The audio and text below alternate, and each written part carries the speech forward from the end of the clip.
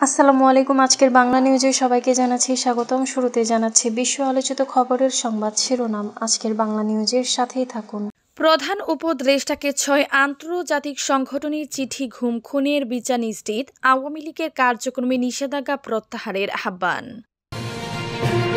সংখ্যালঘুদের বিপদে ফেলবেন না, সরকারকে মির্জা ফখরুল। জামায়াত ক্ষমতায় গেলে দেশে বেকার থাকবে না জানিয়েছেন গোলাম পরোয়ার। অগ্নিকাণ্ড বিশৃঙ্খলা, ফেব্রুয়ারি নির্বাচনে কোনো বাধা হবে না জানিয়েছেন রেজভী। এককভাবে দেশকে নেতৃত্ব দিতে পারবে না বিএনপি জামায়াত জানিয়েছেন সার্জিস আলম। নির্বাচন না হলে স্বাধীনতার সার্বভৌমত্ব থাকবে না জানিয়েছেন বরকতুল্লাহ বুলু। যাদের মুখে নির্বাচনের পরিবেশ নাই তাদের মতবল ভিন্ন জানিয়েছেন প্রিন্স। বগুড়ায় এনসিপির সভায় সার্জিস বক্তব্য শুরুর আগে মিলনায়তনের বাহিরে ককটেল হামলা। এতক্ষণ শুনছিলেন বিশ্ব আলোচিত খবরের সংবাদ শিরোনাম, এবার বিস্তারিত। ঘুম খুনের বিচার নিশ্চিত, আওয়ামী লীগের কার্যক্রমে নিষেধাজ্ঞা প্রত্যাহারের আহ্বান। বাংলাদেশে মানবাধিকার সমুন্নত রাখতে সংস্কার প্রক্রিয়া এগিয়ে নেওয়ার পাশাপাশি নতুন করে মানবাধিকার লঙ্ঘনের ঘটনা রোধে একগুচ্ছ ব্যবস্থা নেয়ার আহ্বান জানিয়েছে প্রধান উপদেষ্টা অধ্যাপক মোহাম্মদ ইউনূসকে চিঠি দিয়েছে ৬টি আন্তর্জাতিক মানবাধিকার সংস্থা। গতকাল রোববার যুক্তরাষ্ট্র ভিত্তিক মানবাধিকার সংস্থা হিউম্যান রাইটস ওয়াচের HRW ওয়েবসাইটে ওই চিঠি প্রকাশ করা হয়েছে।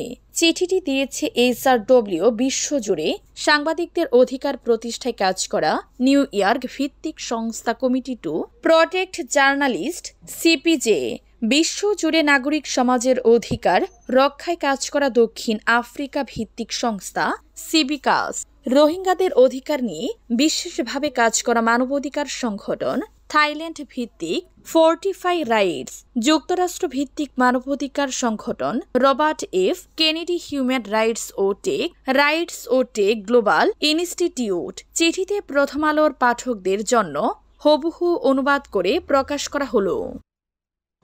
সংখ্যালঘুদের বিপদে ফেলবেন না, সরকারকে জানিয়েছেন মির্জা ফখরুল।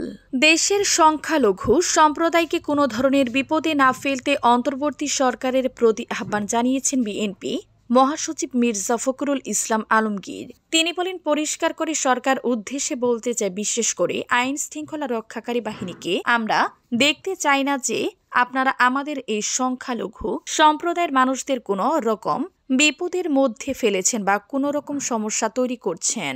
এটা আমি খুব স্পষ্টভাবে আপনাদের উদ্দেশ্যে আজকে বলতে চাই। আজ সোমবার বিকেলে বিএনপি চেয়ারপারসনের গুলশান কার্যালয়ে আয়োজিত এক সংবাদ সম্মেলনে একথা বলেন মির্জা ফখরুল ইসলাম আলমগীর। সনাতন ধর্মাবলম্বী মতুয়া সম্প্রদায়ের 50 জন সদস্যের বিএনপিতে যোগদান উপলক্ষে এই সংবাদ সম্মেলন আয়োজন করা হয়। মির্জা ফখরুল বলেন, আমার কাছে অনেক খবর আসে, দয়া করে এই সম্প্রদায়ের মানুষদেরকে কখনো হয়রানি করবেন না। তারা আমাদের সদস্য, আমাদের ভাই, আমরা তাদের পাশে আছি এবং সমস্ত শক্তি নিয়ে থাকব।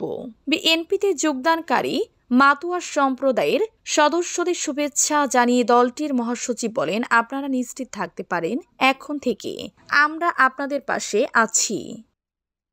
জন্ম নিয়ে বাপের সঙ্গে পাল্লা দিও না। বাংলাদেশ জামায়াতে ইসলামের সেক্রেটারি জেনারেল অধ্যাপক গোলাম পরোয়ার নতুন দল এনসিপির উদ্দেশ্যে বলেন, তোমরা নতুন ছাত্রদের দল, জামায়াতে ইসলামের সঙ্গে পাল্লা দিতে গেলে তোমাদের আরো বহুদূর যেতে হবে। জন্ম নিয়ে বাপের সঙ্গে পাল্লা দিও না। গতকাল সোমবার বেলা 3টায় সাতক্ষীরার তালায় অনুষ্ঠিত ছাত্র যুব সমাবেশে প্রধান অতিথির বক্তব্যে একথা বলেন গোলাম পরোয়ার। অধ্যাপক গোলাম পরোয়ার বলেন, নতুন গঠিত ছাত্রদের একটি দলের নেতা দুঃখজনক একটি স্ট্যাটাস দিয়ে সমালোচনা করেছেন।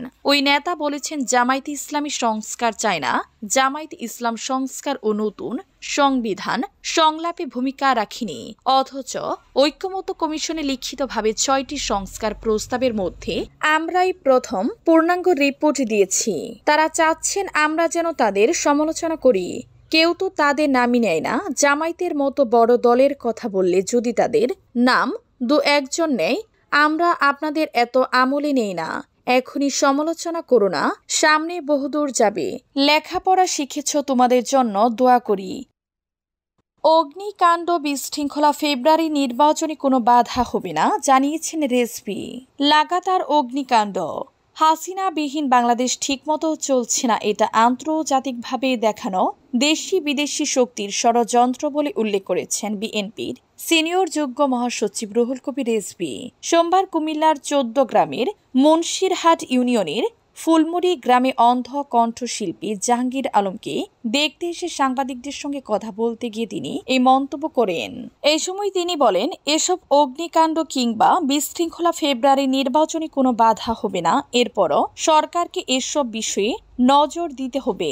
রেজভি বলেন, আমরা মনে করি যে নির্বাচন কমিশন এখন পর্যন্ত আমাদের যে দৃঢ়তা তারা দেখিয়েছেন সবাইকে একত্রিত করা, নীতির প্রশ্নে যে প্রশ্নগুলো নির্বাচন কমিশনের আইনের মধ্যে পড়ে না বা রাষ্ট্রীয় আইনের মধ্যে পড়ে না সে ব্যাপারে তাদের দৃঢ় অবস্থান, সব মিলিয়ে এখন পর্যন্ত আমরা যেটা দেখতে পাচ্ছি সেটা হলো নির্বাচন কমিশনের পক্ষে একটি অবাধ, সুষ্ঠু ও ইনক্লুসিভ নির্বাচন সম্পন্ন করা সম্ভব।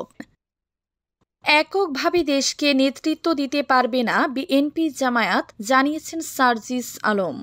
জাতীয় নাগরিক পার্টির এনসিপি উত্তরাঞ্চলের মুখ্য সংগঠক সার্জিস আলম বলেছেন, বিএনপি ও জামায়াত এককভাবে দেশ পরিচালনা করার মতো শক্তিশালী নয়। আপাতত দৃষ্টিতে যা দেখা যায় আর মাঠের বাস্তবতা পার্থক্য আছে। সোমবার ২০ অক্টোবর বিকালে বগুড়ায় এনসিপির অস্থায়ী কার্যালয় উদ্বোধনের আগে সাংবাদিকদের সঙ্গে মতবিনিময় সভায় তিনি এই মন্তব্য করেন। তিনি বলেন, আগামীতে আওয়ামী লীগ ও আধিপত্যবাদ প্রশ্নে বিএনপি ও জামায়াতকেও এককভাবে দেশকে নেতৃত্ব দিতে পারবে না। এ জায়গায় এনসিপির শক্তিশালী প্রতিনিধিত্ব রাজপথে যেমন লাগবে, সংসদেও প্রয়োজন। সেই লক্ষ্যে সাংগঠনিক শক্তি বাড়াতে কাজ করছে। তিনি আরও বলেন, আগামী সংসদে তরুণরা যদি সংসদে প্রতিনিধিত্ব করতে না পারে তাহলে গতানুগতিক কালচার পরিবর্তন সম্ভব নয়। যারা জুলাই সনদ বাস্তবায়ন, খুনিদের বিচারের জন্য কাজ করবে তাদের সঙ্গে এনসিপি কাজ করবে। সংসদ বা নির্বাচন কেন্দ্রীয় কাজ সীমাবদ্ধ থাকবে না। নির্বাচন না হলে স্বাধীনতার সার্বভৌমত্ব থাকবে না, জানিয়েছেন বরকতুল্লাহ বুলু। নির্বাচন না হলে বাংলাদেশের স্বাধীনতার সার্বভৌমত্ব থাকবে না বলে মন্তব্য করেছেন বিএনপির ভাইস চেয়ারম্যান বরকতুল্লাহ বুলু। রোববার ১৯ অক্টোবর বিকালে নোয়াখালীর বেগমগঞ্জে জুলাই গণ অভ্যুত্থানে ২ শহীদ আব্দুল কাইয়ুম ও আসিফ হোসেনের কবর জিয়ারত শেষে তিনি এই মন্তব্য করেন। বরকতুল্লাহ বুলু বলেন, পিআর পদ্ধতির মাধ্যমে যারা বিশৃঙ্খল পরিস্থিতি সৃষ্টি করে দেশের নির্বাচনকে ব্যাহত করতে চান, তারা একান্তরণে আরেকটি দেশের এজেন্ডা বাস্তবায়ন করতে চান। বাংলাদেশের স্বাধীনতার সার্বভৌমত্ব থাকবে না। তিনি বলেন, ভোর রাজনৈতিক কারণে বাংলাদেশ কঠিন সংকটের মুখে রয়েছে।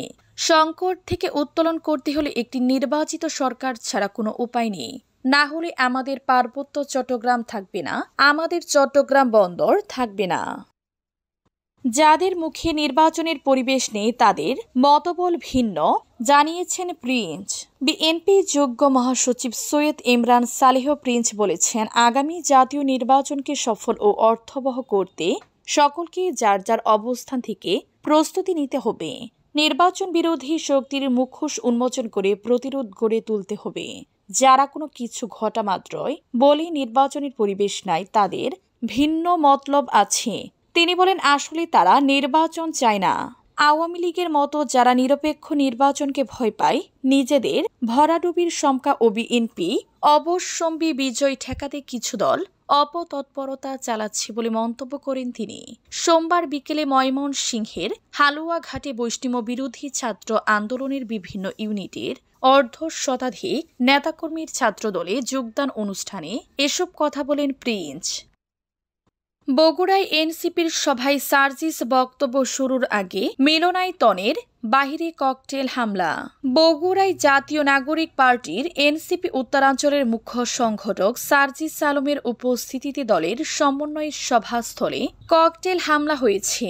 আজ সোমবার বেলা ৩:৩০টার দিকে বগুড়া জেলা পরিষদ মিলনায়তনের বাহিরে এ ঘটনা ঘটে।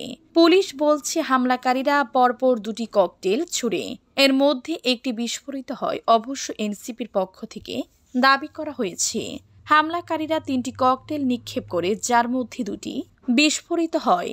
এনসিপি বগুড়া জেলা কমিটির সমন্বয়কারী দলের সদস্য শওকত ইমরান সাংবাদিকদের বলেন, জেলা পরিষদ মিলনায়তনে আয়োজিত সমন্বয় সভায় এনসিপির উত্তরাঞ্চলের মুখ্য সংগঠক সার্জিস আলম বক্তব্য দেওয়ার আগ মুহূর্তে